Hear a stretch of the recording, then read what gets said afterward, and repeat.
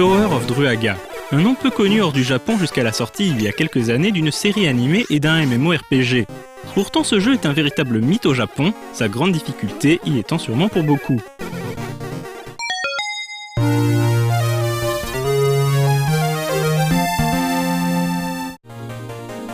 Sorti en 1984 dans les Game Center nippons par Namco, Tower of Druaga est un jeu d'aventure labyrinthe avec une touche de RPG.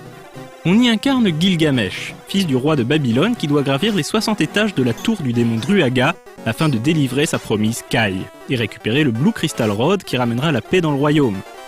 Il est amusant de savoir que le nombre d'étages est le même que la plus haute tour du Japon à l'époque, le Sunshine Yokuju d'Ikebukuro. Pour avancer, notre héros doit trouver la clé ainsi que la porte de sortie. Ces derniers sont placés aléatoirement et demanderont de sillonner les étroits couloirs peuplés de monstres tels que slime, chevaliers, magiciens et même dragons. Très rigide au début, Gil pourra augmenter en puissance en révélant des coffres cachés à chaque étage. On récupère ainsi des bottes pour aller plus vite ou un piolet pour casser un mur. Certains items sont indispensables pour avancer.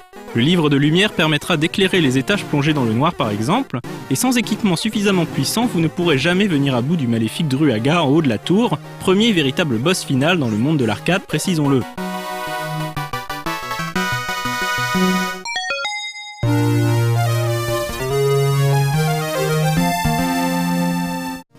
Tower of Druaga est frustrant, il faut le dire. Les ennemis sont impitoyables avec le joueur, mais surtout les conditions pour faire apparaître les coffres sont hallucinantes. Il faudra par exemple tuer les ennemis dans un certain ordre avant de prendre la clé, marcher à des endroits précis, voire même montrer un code avec le stick. Tout cela sans aucun indice évidemment, on tient là véritablement un jeu impossible sans soluce. Adapté sur énormément de supports, on retiendra les versions Famicom et PlayStation qui disposaient d'un mode Another Tower avec des énigmes plus difficiles, et le remake sur PC Engine en 1992 avec ses graphismes et son gameplay amélioré. Il est désormais possible d'augmenter ses statistiques à l'aide de cristaux récoltés dans les niveaux, proposant ainsi une toute nouvelle façon de jouer.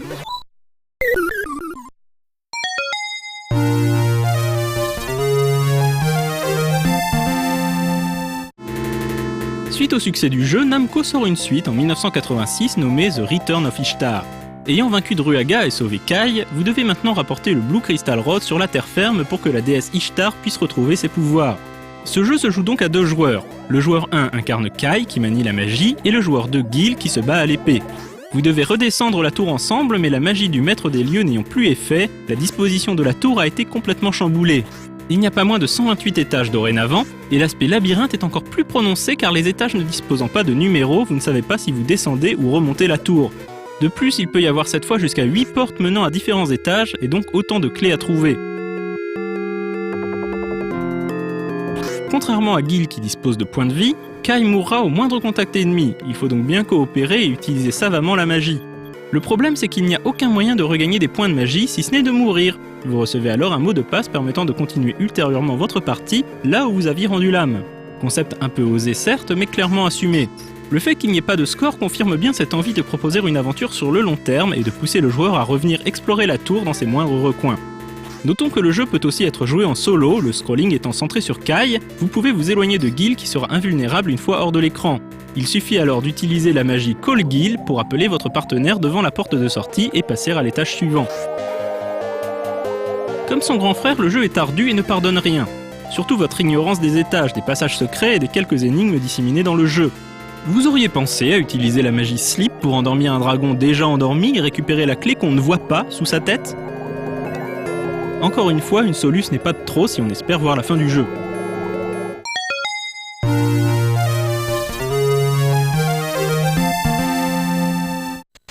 En 1988, Namco continue cette série en sortant sur Famicom uniquement une préquelle à l'épisode original. Intitulé The Quest of Kai, on y incarne Kai, qui se voit confier la mission d'aller récupérer le Blue Crystal Rod au sommet de la tour de Druaga. Pour l'aider dans sa mission, la déesse Ishtar lui confie une couronne lui permettant de léviter. Kai peut courir et sauter, et grâce à sa couronne magique, elle peut monter autant qu'elle veut, mais elle ne peut pas voler pour autant. Une fois le bouton de saut relâché, Kai tombera jusqu'à pouvoir reprendre appui sur le sol. Enfin, tout choc avec un plafond ou un mur rencontré trop rapidement étourdira Kai qui tombera alors au sol en se tenant la tête. Le jeu est donc axé plateforme cette fois, mais il se démarque par son concept. Tout est basé sur l'intensité de pression des boutons. Il faut très habilement jauger ses sauts et accélérations pour espérer passer les nombreux pièges et ennemis sans se cogner. Les ennemis sont d'ailleurs pour beaucoup repris des grands classiques de chez Namco. Les Aosuke de Pac-Man, les Puka de Dig Dug ou encore les Nyamko de Mappy.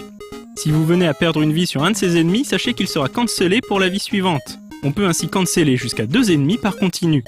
Dans certains coffres, un item plume vous permettra de voler en tapotant le bouton saut, mettant à l'épreuve vos talents d'équilibriste. Au 60e étage, comme on pouvait s'y attendre, Kai va tomber dans un piège. Transformée en pierre par le vil Druaga, elle devra attendre que Guile vienne la sauver dans le premier épisode de la série. Heureusement, les développeurs nous ont réservé 40 étages supplémentaires. Complètement démoniaques, ces extra stages demandent une dextérité extrême et on ne peut que remercier les continus infinis du jeu. Respectant la tradition de la série, le jeu est dur mais moins frustrant que ses aînés car on comprend ce qu'il faut faire et le seul fautif est le joueur qui n'est pas assez précis. Très addictif, ce jeu n'a malheureusement jamais franchi les frontières du Japon, tout comme les autres épisodes de la série d'ailleurs.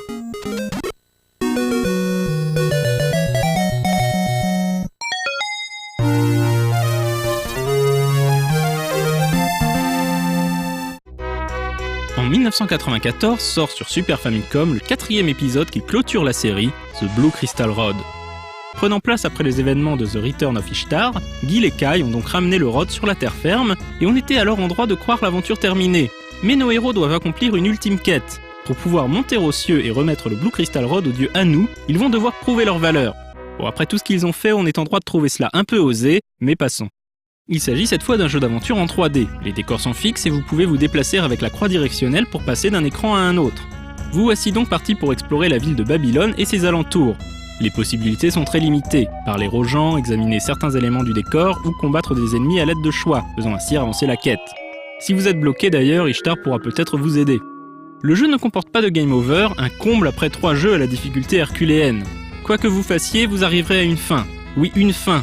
L'intérêt du jeu étant en fait basé sur le grand nombre de fins possibles, pas moins de 48. L'ordre de vos déplacements, vos actions ainsi que vos réponses influeront grandement sur l'histoire et sa chute. Outre les fins classiques où Guile rend le Blue Crystal Rod au dieu Anu et devient roi, d'autres plus exotiques sont également présentes. On peut décider de ne pas rendre le Rod et de faire régner l'ordre par la force militaire, ou bien même le casser et devenir le démon Gilgamesh. Bien que très facile, ce jeu a le mérite de vous permettre de conclure la saga comme bon vous semble.